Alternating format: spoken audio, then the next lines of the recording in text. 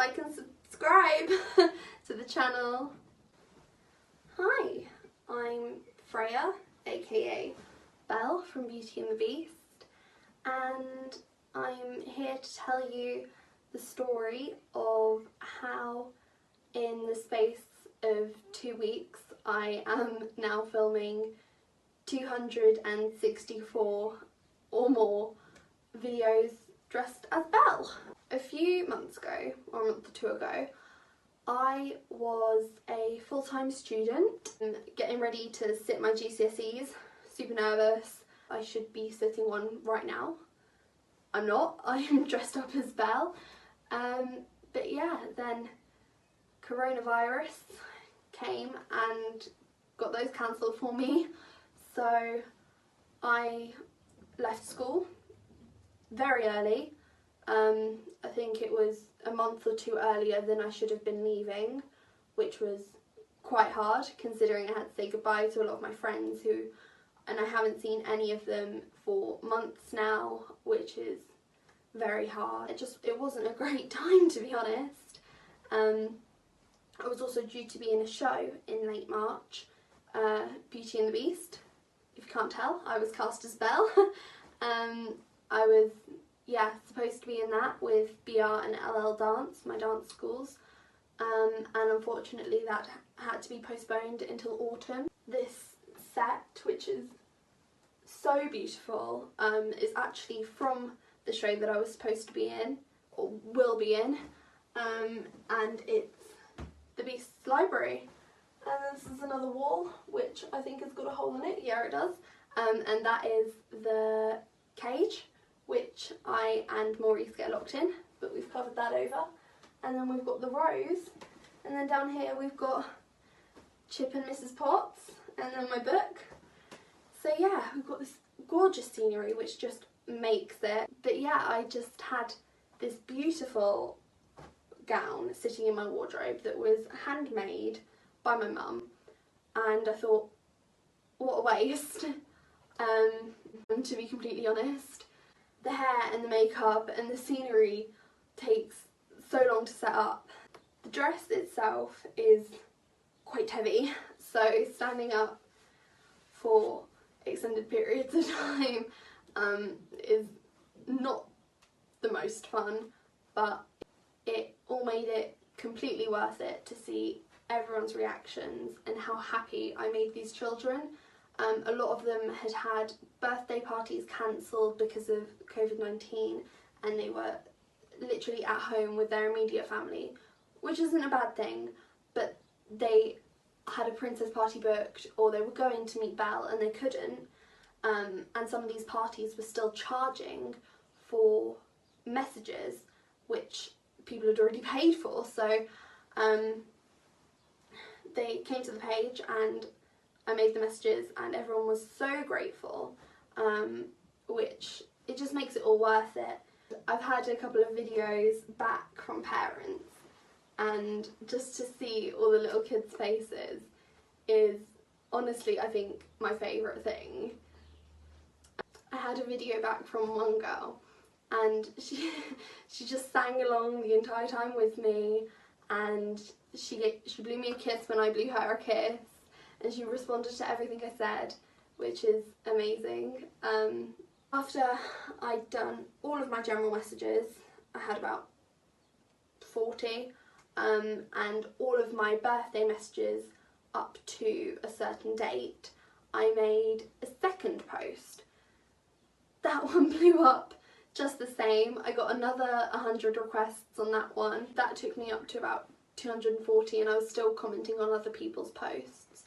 So I got up to where I am now, which is 264, ranging from the 1st of May. The latest date that I have it in for is August.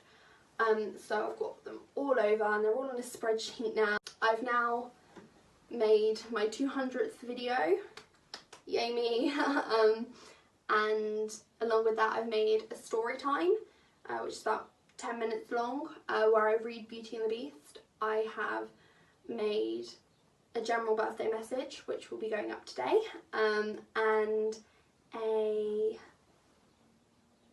general message for under 4s and a general message for over 4s, which have slightly different things in them depending on kind of what age they are. And every video that I make is personalised to that child, so I can add as much or as little information as I need. I've had one where I've learned sign language, I've had one where it's from their godmother, so I've talked about Cinderella having a godmother, all sorts of videos. I've done birthday ones, which is great because I've now got like a pretty set script. Ones from schools, ones from friends. So yeah, that's me. So I thought about it for a while, like what could I do? I tried those 5k runs and donate £5 and tagged 5 people, and that was great, but I was like, what more can I do? I want to help. So my mum came up with the idea that I dress up as Belle and send videos to children whose birthday parties had been cancelled, and I thought that was an amazing idea. So I was quite nervous to start with. I was like, what do I say? What do I do? But luckily my mum had a friend whose birthday was the next day, so I was like, okay. So I filmed her a little video and sent it off to her, and her daughter absolutely loved it. She was over the moon. So I started to get more confident then and decided to join a group called Free Character Video Messages on Facebook. And when I joined, there was about 2,000-ish people in it, and people would post requests, they'd post the characters they were doing, and I was like, whoa, this is amazing. They are all so talented and also amazing for giving up all of their time, especially as most of them do it as a profession, and they're all just offering their services for free, which I think is amazing. There's a couple people on there doing Belle already who were extremely talented as well and all have amazing costumes too. So I was like, I don't want to be treading on anyone's toes, but it's all good, everyone's so lovely in there. So I joined, I did 10 videos on my first day, and all of them got amazing reactions. I had some lovely messages. Everyone who messaged me was so lovely, and they all are. I've had no negative comments, and yeah, from there I gained a lot of confidence, so I decided to make my own post in the group, which completely blew up. I had probably about 100 requests from that one post, and I'd obviously replied to a few more, so I think in the first 3 days I had about 140 videos to do, which is a lot. Considering each birthday message is roughly a minute 10 seconds long, and they took me, at least at the start, they took me a few tries to get right. I was quite overwhelmed, to be completely honest. Well, hello all the boys and girls of all the kingdoms. I'm Belle, and today I thought I'd read you a very special bedtime story. So if you're all sitting comfortably, I'll begin. This story is called Beauty and the Beast.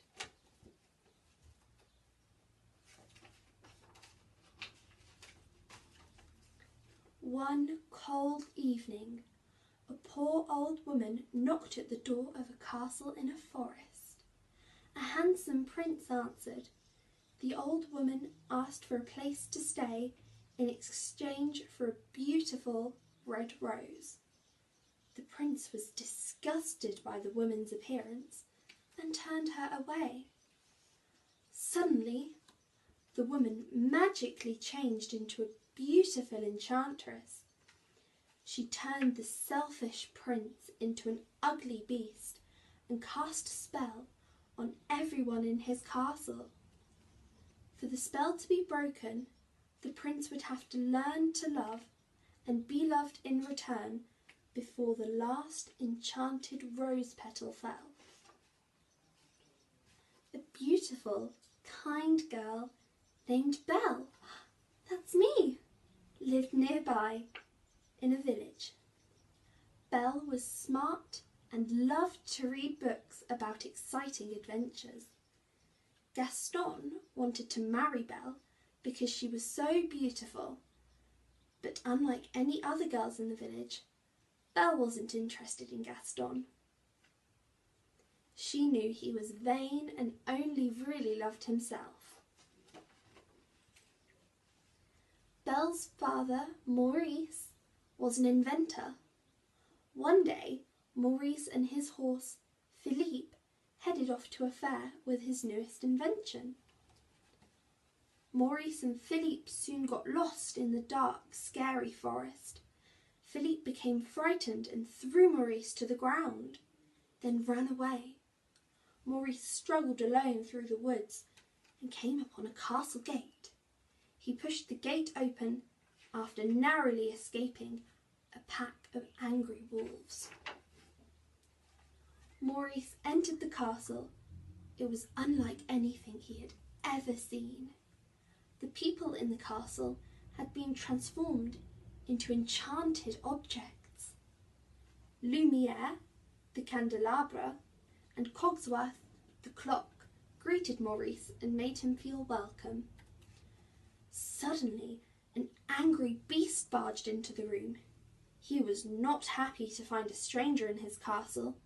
He grabbed Maurice and dragged him to the dungeon. The dungeons aren't a nice place. When Philippe returned home without Maurice, Belle knew her father was in trouble. She begged the horse to take her to him. After a frightening ride through the forest, Belle and Philippe arrived at the enormous castle, and Belle rushed in. Belle found her father locked in a cell. They hugged through the bars as Maurice tried to explain what had happened.